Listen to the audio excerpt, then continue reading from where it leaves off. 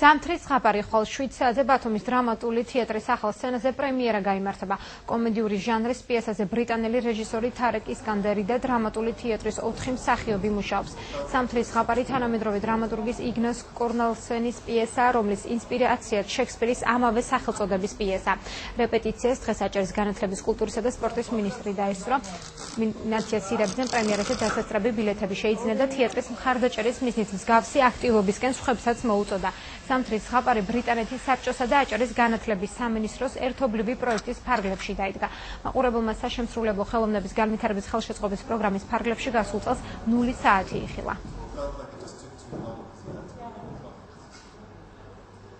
დღეს მოვედი იმისათვის, რომ დავესწრო რეპეტიციას. ძალიან საინტერესო პროცესი მიმდინარეობს, რადგან ჩვენმა ბრიტანელმა რეჟისორმა უკვე ქართულიც ისწავლა, როგორც აღმოაჩინე.